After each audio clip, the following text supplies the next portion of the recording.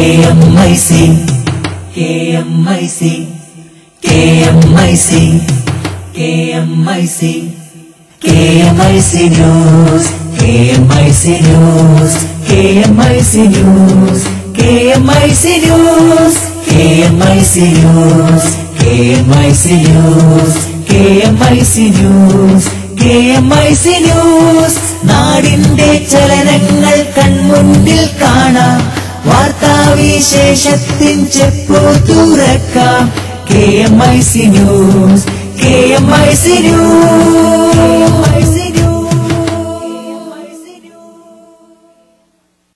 അസ്സലാമു അലൈക്കും വറഹ്മത്തുള്ളാഹി വബറകാതുഹു. Kerala Malabar Islamic class room പ്രേക്ഷകർക്കും Sunni online radio Kerala Malabar Islamic radio പ്രേക്ഷകർക്കും KMIC ന്യൂസ് ടൈമിലേക്ക് സ്വാഗതം. വാർത്തകൾ വായിക്കുന്നത് ജലീൽ മടവൂർ. പ്രധാന വാർത്തകൾ. സർവീസുകൾ തുടർച്ചയായി റദ്ദു ചെയ്യുന്ന എയർ ഇന്ത്യയുടെ നിലപാടിൽ പ്രതിഷേധിച്ച് വിമാനത്താവളത്തിലേക്ക് CPM മാർച്ച്. SSF സംസ്ഥാന കലാസാഹിത്യ മാമാങ്കത്തിന് കായംകുളത്ത് നാളെ തുടക്കം. ഡൽഹിയിൽ ATM ബാങ്കിന്റെ വാൻ കൊള്ളയടിച്ച് വൻ കവർച്ച. ഹർത്താൽ നടത്തുന്നവരെ കൈകാര്യം ചെയ്യേണ്ട സ്ഥിതിയെന്ന് മനുഷ്യാവകാശ കമ്മീഷൻ അധ്യക്ഷൻ. ഹാജിമാരുടെ ലഗേജ് സൗദി എയർലൈൻസ് അധികൃതരുമായി ചർച്ച നടത്തി. ഹാജിമാർ 14 മണിക്കൂർ മുമ്പ് ക്യാമ്പിൽ എത്തണം. മലപ്പുറം തിരൂരിൽ മോട്ടോർ വാഹന വകുപ്പിന്റെ പരിശോധനയിൽ 206 ബൈക്കുകൾ പിടിച്ചെടുത്തു. പ്രവാചക നിന്ദാ ചിത്രം സംഘടിത ആക്രമണത്തിന്റെ ഭാഗമാണെന്ന് ഈജിപ്ത് പ്രസിഡന്റ് മുഹമ്മദ് മുർസി. വാർത്തകൾ വിശദമായി. ഗൾഫ് രാജ്യങ്ങളിലേക്കുള്ള വിമാന സർവീസുകൾ തുടർച്ചയായി റദ്ദു ചെയ്യുന്ന എയർ ഇന്ത്യയുടെ നിലപാടിൽ പ്രതിഷേധിച്ച് വിമാനത്താവളത്തിലേക്ക് CPM മാർച്ച് നടത്തി. തുടർച്ചയായി വിമാനങ്ങൾ റദ്ദാക്കുന്ന നടപടി എയർ ഇന്ത്യ തിരുത്തണമെന്നും ആവശ്യമെങ്കിൽ കൂടുതൽ വിമാനങ്ങൾ അനുവദിക്കണമെന്നും CPM സംസ്ഥാന സെക്രട്ടറി പിണറായി വിജയൻ പറഞ്ഞു. പ്രവാസികളെ ദ്രോഹിക്കുന്ന നയം കേന്ദ്ര സർക്കാർ തിരുത്തണമെന്ന് പ്രതിപക്ഷ നേതാവ് VS അച്യുതാനന്ദൻ ആവശ്യപ്പെട്ടു. തദ്ദേശ സ്ഥാപനങ്ങളിലേക്ക് ഉൾപ്പെടെയുള്ള അംഗങ്ങളെ അണിനിരത്തിയായിരുന്നു CPM മാർച്ച്. തിരുവനന്തപുരം ചാക്ക ജംഗ്ഷനിൽ നിന്ന് തുടങ്ങിയ മാർച്ച് വിമാനത്താവളത്തിന് മുന്നിൽ അവസാനിച്ചു. ഒരു തരത്തിലും പൊറുക്കാനാകാത്ത ക്രൂരതയാണ് എയർ ഇന്ത്യ ചെയ്യുന്നതെന്ന് മാർച്ച് ഉദ്ഘാടനം ചെയ്ത CPM സംസ്ഥാന സെക്രട്ടറി പിണറായി വിജയൻ പറഞ്ഞു. അപ്പോൾ എയർ ഇന്ത്യയാണ് നമ്മുടെ രാജ്യത്തുള്ള ആളുകളുടെ കാര്യത്തിൽ ഏറ്റവും അധികം താല്പര്യം കാണിക്കേണ്ട വിമാന കമ്പനി. നെടുമ്പാശ്ശേരി വിമാനത്താവളത്തിലേക്ക് നടത്തിയ മാർച്ച് വിമാനത്താവളത്തിന് സമീപം പോലീസ് തടഞ്ഞു. പ്രതിപക്ഷ നേതാവ് VS അച്യുതാനന്ദൻ മാർച്ച് ഉദ്ഘാടനം ചെയ്തു. നാട്ടിലേക്ക് വന്നാൽ തിരിച്ചു പോകുന്നതിന് കഴിയാത്ത വിധത്തിൽ വിമാനം കിട്ടാറില്ല. അവരെ വല്ലാതെ കണ്ണീർ കുടിപ്പിക്കുന്ന നയ സമീപനമാണ് കേന്ദ്ര ഗവൺമെന്റ് സ്വീകരിച്ചുകൊണ്ടിരിക്കുന്നത്. കുളത്തൂർ ജംഗ്ഷനിൽ നിന്ന് കരിപ്പൂർ വിമാനത്താവളത്തിലേക്ക് നടത്തിയ മാർച്ച് വിമാനത്താവളത്തിനു സമീപം പോലീസ് തടഞ്ഞു. എയർ ഇന്ത്യ പ്രതിസന്ധിയിലായ സാഹചര്യത്തിൽ എയർ കേരള ലക്ഷ്യപ്രാപ്തിയിലെത്തുമെന്ന് കരുതുന്നില്ലെന്ന് മാർച്ച് ഉദ്ഘാടനം ചെയ്ത CPM നിയമസഭാ കക്ഷി ഉപനേതാവ് കോടിയേരി ബാലകൃഷ്ണൻ പറഞ്ഞു.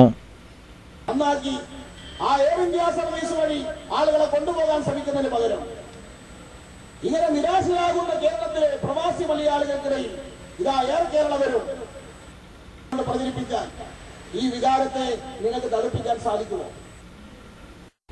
ഡൽഹിയിൽ സ്വകാര്യ ബാങ്കിന്റെ വാഹനം കൊള്ളയടിച്ച് 5 കോടി രൂപ കവർന്നു. ഇന്ന് പകൽ ഡൽഹിയിലെ ഡിഫൻസ് കോളനിയിലാണ് സംഭവം.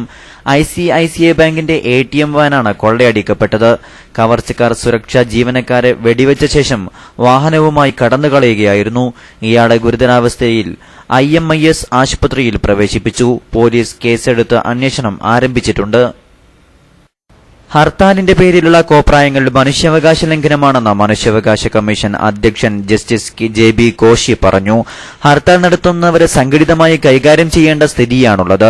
മറ്റുള്ളവരുടെ വാഹനങ്ങൾ തടയാൻ ആർക്കും അവകാശമില്ലെന്ന് കോടതി വ്യക്തമാക്കിയിട്ടുള്ളതാണ്. സംസ്ഥാനത്ത് 80% പോലീസുകാരും ജനങ്ങളെ പറ്റിച്ച് ജീവിക്കുന്നവരാണെന്നും അദ്ദേഹം പറഞ്ഞു. ചില ഉന്നത പോലീസ് ഉദ്യോഗസ്ഥർ മണൽ മാഫിയകളിൽ നിന്നും മറ്റും മാസപ്പടി വാങ്ങുന്ന കാര്യം തനിക്ക് നേരിട്ടറിയാമെന്നും കോശി വെളിപ്പെടുത്തി. വീടിന് മുന്നിൽ വഴിയടിച്ച് മെറ്റൽ ഇറക്കിയതിൽ പ്രതിഷേധിച്ച് ജി സുധാകരൻ MLA റോഡിൽ കുത്തിയിരിപ്പ് സമരം നടത്തി. ആലപ്പുഴ ദേശീയപാതയോരത്ത് സ്വന്തം വീട്ടിലേക്കുള്ള വഴിയടിച്ച് റോഡിന്റെ അറ്റകുറ്റപ്പണിക്കായുള്ള മെറ്റൽ ഇറക്കിയതിൽ പ്രതിഷേധിച്ചാണ് സുധാകരൻ കുത്തിയിരിപ്പ് സമരം നടത്തിയത്. സഞ്ചാര സ്വാതന്ത്ര്യം നിഷേധിക്കുന്ന നടപടിയാണിതെന്ന് MLA പറഞ്ഞു. രാവിലെ 10 മണിയോടെയാണ് മെറ്റൽ കൂനയ്ക്ക് മുന്നിൽ സുധാകരൻ കുത്തിയിരിപ്പ് തുടങ്ങിയത്. ADM-ഉം പോലീസും സ്ഥലത്തെത്തി MLA-യുമായി ചർച്ച നടത്തിയെങ്കിലും അദ്ദേഹം വഴങ്ങിയില്ല. ഒടുവിൽ പൊതുമരാമത്ത് മന്ത്രി നേരിട്ട് വിളിച്ച് പ്രശ്നം പരിഹരിക്കാമെന്ന് ഉറപ്പ് നൽകിയിട്ടാണ് സമരം അവസാനിപ്പിച്ചത്. പുതിയ പാചകവാതക കണക്ഷനുകൾക്ക് എണ്ണക്കമ്പനികൾ നിരോധനം ഏർപ്പെടുത്തി. നിലവിലുള്ള കണക്ഷനുകളുടെ പരിശോധന പൂർത്തിയാക്കിയ ശേഷമേ പുതിയ കണക്ഷനുകൾ നൽകുകയുള്ളൂ. സബ്സിഡി സിലിണ്ടറുകളുടെ എണ്ണം 6 ചുരുക്കിയതിന്റെ പശ്ചാത്തലത്തിലാണിത്. സിലിണ്ടറുകൾ വെട്ടിക്കുറച്ചത് മറികടക്കാൻ ഉപഭോക്താക്കൾ പുതിയ കണക്ഷനുകൾക്ക് വ്യാപകമായി അപേക്ഷ നൽകിയ സാഹചര്യത്തിലാണ് നിരോധനം കൊണ്ടുവന്നത്. നിലവിൽ കണക്ഷനുകൾ ഉള്ളവരുടെ തിരിച്ചറിയൽ രേഖ, വിലാസം എന്നിവയുടെ പരിശോധന നടത്തുന്നുണ്ട്. അത് പൂർത്തീകരിച്ച ശേഷം രണ്ടാമത്തെ കണക്ഷൻ അല്ലെന്ന് ഉറപ്പുവരുത്തിയ ശേഷമേ പുതിയ കണക്ഷൻ നൽകൂ എന്ന് IOC ചെയർമാൻ RC ബൂട്ടോള പറഞ്ഞു. പരിശോധന പൂർത്തിയാക്കാൻ 3-4 മാസം വേണ്ടിവരുമെന്നാണ് അദ്ദേഹം അറിയിച്ചത്. സെർച്ച് എഞ്ചിനായ ഭീമൻ ഗൂഗിൾ 14ാമത് ജന്മദിനം ആഘോഷിച്ചു. 2005 വരെ ഗൂഗിൾ സ്ഥാപിതമായ സെപ്റ്റംബർ 7-നായിരുന്നു ജന്മദിനമായി ആഘോഷിച്ചിരുന്നത്. ഇന്റർനെറ്റ് ട്രാഫിക്കിൽ കുതിച്ചുചാട്ടത്തിന് വഴിയൊരുക്കിയ സെർച്ച് എഞ്ചിന്റെ ജന്മദിനം 2005 മുതൽ സെപ്റ്റംബർ 27-നാണ്. ജന്മദിനത്തോടനുബന്ധിച്ച് ഇന്ത്യയിൽ ഗൂഗിൾ ആനിമേഷൻ ചെയ്ത ഡൂഡിലിനെ അവതരിപ്പിച്ചാണ് ആഘോഷിച്ചത്. ജന്മദിനം കേക്കിന്റെ ആനിമേഷനായിരുന്നു ഗൂഗിളിന്റെ ഡൂഡിൽ. ഇന്ത്യ 56ാമത് സ്വാതന്ത്ര്യദിനം ആഘോഷിച്ച 2003-ലായിരുന്നു ഗൂഗിൾ ആദ്യം ഡൂഡിലിനെ സെർച്ച് പേജിൽ അവതരിപ്പിച്ചത്. 2012-ലെ സ്വാതന്ത്ര്യദിനത്തിൽ അശോക ചക്രവും പ്രത്യേക ഡൂഡിൽ പുറത്തിറക്കി. ബ്രിക് രാജ്യങ്ങളിൽ തങ്ങൾക്ക് ഏറ്റവും കൂടുതൽ ഉപഭോക്താക്കളുള്ളത് ഇന്ത്യയിലാണെന്ന് ഗൂഗിൾ പറയുന്നു. നേപ്പാളിൽ കാഠ്മണ്ഡുവിൽ വിമാനം തകർന്ന് വിദേശികൾ ഉൾപ്പെടെ വിമാനത്തിലുണ്ടായിരുന്ന 19 പേരും കൊല്ലപ്പെട്ടു. കാഠ്മണ്ഡുവിൽ നിന്ന് ലുക്ലയിലേക്ക് പുറപ്പെട്ട സീത എയർ വിമാനമാണ് ടേക്ക് ഓഫ് ചെയ്ത ഏതാനും നിമിഷങ്ങൾക്കകം 1 കിലോമീറ്റർ അകലെ മനോഹരപ്പുഴയുടെ തീരത്ത് തകർന്നു വീണത്. ഇരട്ട എഞ്ചിനുള്ള ഡോണിയർ വിമാനമാണ് അപകടത്തിൽപ്പെട്ടത്. മരിച്ചവരിൽ 7 പേർ ബ്രിട്ടീഷുകാരും 5 പേർ ചൈനക്കാരും 7 പേർ നേപ്പാളികളുമാണെന്ന് പോലീസ് അറിയിച്ചു. എഞ്ചിൻ തകരാറാണ് അപകടം കാരണമെന്നാണ് പ്രാഥമിക റിപ്പോർട്ട്. നേപ്പാളിൽ കഴിഞ്ഞ 2 വർഷത്തിനിടെ ഉണ്ടാകുന്ന 6ാമത്തെ വിമാന അപകടമാണിത്. മലപ്പുറം തിരൂരിൽ മോട്ടോർ വാഹന വകുപ്പിന്റെ പരിശോധനയിൽ പിടിച്ചെടുത്ത ഇരുചക്രവാഹനങ്ങളുടെ എണ്ണം 206 21 പേരുടെ ലൈസൻസ് റദ്ദാക്കുകയും 2.5 ലക്ഷം രൂപ പിഴ ഈടാക്കുകയും ചെയ്തു. ലൈസൻസ് ഇല്ലാതെ ബൈക്കോടിച്ച് 74 പേരുടെ വാഹനങ്ങൾ പിടിച്ചെടുത്തു. ഒരു ബൈക്കിൽ 3 പേരുടെ യാത്ര, മൊബൈലിൽ സംസാരിച്ചുള്ള ഡ്രൈവിംഗ് തുടങ്ങിയ പേരിലാണ് മറ്റ് കേസുകൾ രജിസ്റ്റർ ചെയ്തിട്ടുള്ളത്. പിടിയിലായവരിൽ 80% പേരും സ്കൂൾ കോളേജ് വിദ്യാർത്ഥികളാണ്. 21 പേരുടെ ലൈസൻസ് റദ്ദാക്കുകയും 2.5 ലക്ഷം രൂപയിലധികം പിഴ ഈടാക്കുകയും ചെയ്തു. ഇരുചക്ര വാഹനങ്ങൾ മോടിപിടിപ്പിച്ചുള്ള യാത്രക്കാരും പിടിയിലായിട്ടുണ്ട്. മോട്ടോർ വാഹന വകുപ്പും പോലീസും സംയുക്തമായി മഫ്തിയിലാണ് പലരെയും കുടുക്കിയത്.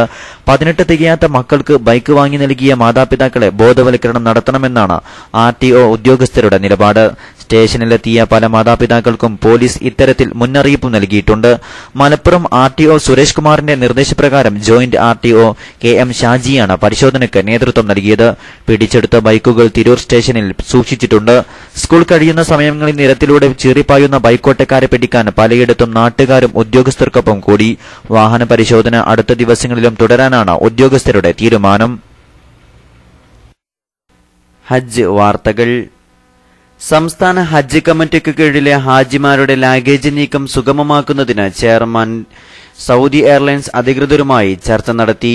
ഹാജിമാരുടെ ലാഗേജുകൾ ഹജ്ജ് ക്യാമ്പിലെ വളണ്ടിയർമാർക്ക് കൈമാറുകയും പ്രത്യേക മുറിയിൽ സൂക്ഷിക്കുകയുമായിരുന്നു മുൻവർഷങ്ങളിൽ ചെയ്തു വന്നിരുന്നത്.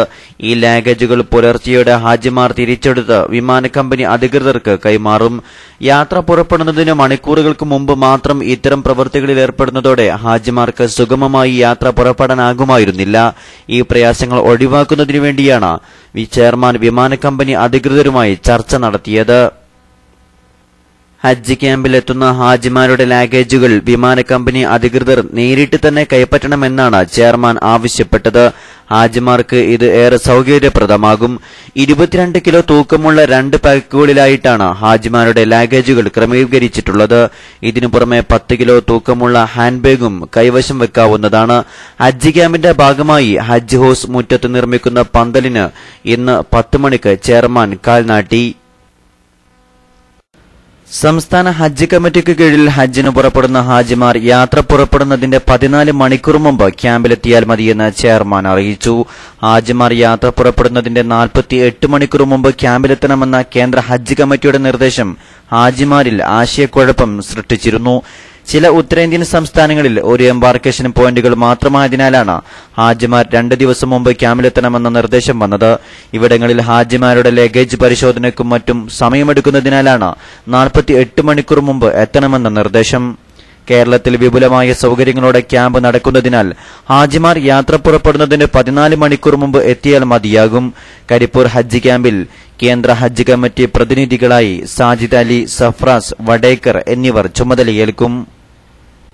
പത്രത്തിൽ വന്ന മത്സര പരസ്യത്തിൽ പങ്കെടുത്ത് ജയിച്ച് 2 പവൻ സ്വർണ്ണ നാണയത്തിന് അർഹനായ യുവാവിന് സമ്മാനമായി ലഭിച്ചത് അറക്കപ്പൊടി. പോരാത്തതിന് പോസ്റ്റൽ ചാർജിനത്തിൽ 2100 രൂപ നഷ്ടപ്പെടുകയും ചെയ്തു. പ്ലംബിംഗ് ജോലിക്കാരൻ അടുക്കത്ത് നരയങ്കോട്ട് ഷുഹൈബാണ് അജ്ഞാത സംഘത്തിന്റെ തട്ടിപ്പിനിരയായത്. കഴിഞ്ഞ ഓണത്തിനാണ് പ്രമുഖ മലയാള പത്രത്തിൽ മത്സരത്തിന്റെ പരസ്യം വന്നത്. 1ാം സമ്മാനം ആൾട്ടോ കാർ, 2ാം സമ്മാനം സ്വർണ്ണാഭരണം എന്നിങ്ങനെയായിരുന്നത്രേ പ്രഖ്യാപനമുണ്ടായിരുന്നത്. ഒരു സിനിമാ നടന്റെ പാതി മുറിച്ച പടം കൊടുത്ത് ആരാണെന്ന് SMS ചെയ്യാനായിരുന്നു നിർദ്ദേശം. അതുപ്രകാരം സുരേഷ് ഗോപി എന്ന് ഉത്തരമയച്ച ഷുഹൈബിന് 2 പവൻ സ്വർണം സമ്മാനം ലഭിച്ചതായി അറിയിപ്പ് വന്നു. ഒരു മൊബൈൽ നമ്പറിൽ നിന്ന് വിളിച്ചാണ് തന്റെ വിലാസം വാങ്ങിയതെന്ന് ഷുഹൈബ് പറഞ്ഞു. ഇന്നലെ തട്ടിപ്പിനിരയായ ശേഷം വിളിച്ചപ്പോൾ ഫോൺ എടുത്തില്ലത്രേ. എക്സ്പ്രസ് VP പാർസലായി വന്ന പെട്ടിക്ക് പുറത്ത് ആയുർവേദിക് മെഡിസിൻ എന്ന് രേഖപ്പെടുത്തിയിരുന്നു. കമ്പനിയുടെ പേര് ഹിന്ദിയിലാണ് എഴുതിയിരുന്നത്. മരച്ചട്ട കൊണ്ടുണ്ടാക്കിയ പെട്ടിക്ക് ചോക്ക് പെട്ടിയേക്കാൾ വലിപ്പമുണ്ട്. 3 സഞ്ചികളാണ് ഉണ്ടായിരുന്നത്. അതിൽ 2ൽ മരപ്പൊടിയും 1ൽ കാലിയുമായിരുന്നു. ഇത്തരം തട്ടിപ്പ് സ്ഥിരമാണെന്ന് പോസ്റ്റൽ അധികൃതർ പറയുന്നു.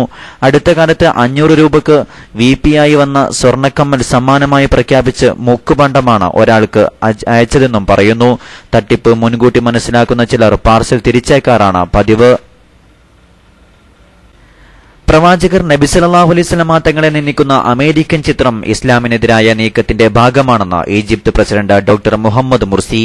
UN പൊതുസഭയിലെ തന്റെ കന്നിപ്രസംഗത്തിലാണ് വിവാദ സിനിമയ്ക്കെതിരെ കടുത്ത ഭാഷയിൽ മുർസി പ്രതികരിച്ചത്. ഇസ്ലാമിനെയും അതിന്റെ സാംസ്കാരിക മൂല്യങ്ങളെയും ബോധപൂർവം കരിവാരിത്തേക്കാനുള്ള ശ്രമങ്ങളുടെ ഭാഗമാണ് ഇന്നസെൻസ് ഓഫ് മുസ്ലിംസ് എന്ന ചിത്രം. ഇത്തരം ശ്രമങ്ങൾ ഒരു തരത്തിലും അനുവദിക്കാനാവില്ലെന്നും അദ്ദേഹം കൂട്ടിച്ചേർത്തു. എന്നാൽ ഇതിന്റെ പേരിൽ അതിക്രമങ്ങൾ നടത്തുന്നതിനോടും യോജിപ്പില്ല. ആവിഷ്കാര സ്വാതന്ത്ര്യത്തിന്റെ പേരിൽ വിവാദ സിനിമയെ ന്യായീകരിച്ച US പ്രസിഡന്റ് ബറാക് ഒബാമയുടെ നിലപാട് നിരാകരിക്കുന്ന രീതിയിലായിരുന്നു മുർസിയുടെ പ്രഭാഷണം. ഹജ്ജ് നിർവഹിക്കാൻ 3 ദിവസങ്ങൾക്ക് മുമ്പ് മക്കയിലെത്തിയ മലയാളി മരണപ്പെട്ടു. എറണാകുളം കോതമംഗലത്ത് പല്ലാരിമംഗലം സ്വദേശി സെയ്ദ് മുഹമ്മദാണ് മരണപ്പെട്ടത്. 63 വയസ്സായിരുന്നു. ഭാര്യയുമൊത്ത് 3 ദിവസം മുമ്പാണ് എറണാകുളത്തെ ഉമ്മുൽ ഖുറ ഗ്രൂപ്പ് വഴി ഹജ്ജിന് എത്തിയത്. ഹറമിലെ ഇശാനിസ്കാരം കഴിഞ്ഞ് പുറത്തിറങ്ങിയ അദ്ദേഹം ഭാര്യയെ കാണാതെ വിഷമിക്കുകയും അവസാനം ഭാര്യ അടുത്തെത്തിയപ്പോൾ പെട്ടെന്ന് ദേഹാസ്വാസ്ഥ്യം തോന്നുകയും ഹറമിന്റെ മുറ്റത്ത് കുഴഞ്ഞു വീഴുകയുമായിരുന്നു. ഓടിയെത്തിയ RSC വളണ്ടിയർമാർ ഹറമിന്റെ ക്ലിനിക്കിൽ എത്തിച്ചുവെങ്കിലും ജീവൻ രക്ഷിക്കാനായില്ല. വില്ലേജ് ഓഫീസർ സേവനത്തിനു ശേഷം വിശ്രമ ജീവിതം നയിക്കുന്നതിനിടയിൽ ഈ വർഷം തന്നെ ഹജ്ജിന് പോകണമെന്ന് നിർബന്ധം പിടിക്കുകയും കുറഞ്ഞ ദിവസങ്ങൾ കൊണ്ട് യാത്രാരേഖകൾ ശരിയാക്കി മക്കയിലെത്തുകയുമായിരുന്നു. ഖബറടക്കത്തിനുള്ള രേഖകൾ ശരിയാക്കി വരുന്നതായി ഗ്രൂപ്പ് അമീർ അറിയിച്ചു. സൗദി അറേബ്യയിലെ ഖമീസ് മുഷീത്തിൽ മലയാളി അസുഖത്തെ തുടർന്ന് മരണപ്പെട്ടു. കോഴിക്കോട് രാമനാട്ടുകര ഇടിമുഴിക്കൽ തേവങ്ങാട് ഹൌസിൽ അലവി ഖദീജ ദമ്പതികളുടെ മകൻ ശിഹാബുദ്ദീനാണ് മരണപ്പെട്ടത്. 24 വയസ്സായിരുന്നു. ഖമീസ് മുസീത്തിലെ RSC പ്രവർത്തകനായിരുന്നു. ഖമീസ് മദീന അസ്കരി പ്രദേശത്ത് ഇലക്ട്രിക് ഷോപ്പിൽ ജീവനക്കാരനായിരുന്നു അദ്ദേഹം. 1 മാസം മുമ്പ് കഠിനമായ വയറുവേദനയെ തുടർന്ന് അടുത്തുള്ള ആശുപത്രിയിൽ പ്രവേശിപ്പിച്ചിരുന്നു. എന്നാൽ വേദന അസഹ്യമായതോടെ വിദഗ്ധ ചികിത്സയ്ക്കായി അബ്ഹ അസീർ ജനറൽ ആശുപത്രിയിൽ നടത്തിയ പരിശോധനയിലാണ് ഹെർണിയ പൊട്ടി ഗുരുതരാവസ്ഥയിലാണെന്ന് മനസ്സിലായത്. ഇവിടെ ചികിത്സയിലായിരിക്കെയാണ് മരണപ്പെട്ടത്. 2 വർഷത്തിലധികമായി ഇവിടെയുള്ള ശിഹാബ് അവിവാഹിതനാണ്. ആശുപത്രിയിൽ ഇന്ത്യ ഫ്രറ്റേണിറ്റി ഫോറം പ്രവർത്തകർ പരിചരിച്ചു. ഇടവേളയ്ക്ക് ശേഷം വാർത്തകൾ തുടരും. സംഘബലം ഹൃദ്യം വിപ്ലവവീതിയിൽ പ്രവാസി സുന്നികൾ ധീരമുയർത്തുന്നീ ശബ്ദം ശക്തമിഗോതയിൽ പ്രലോഭനങ്ങൾക്കെതിരെ മുഴക്കുന്നീ മന്ത്രം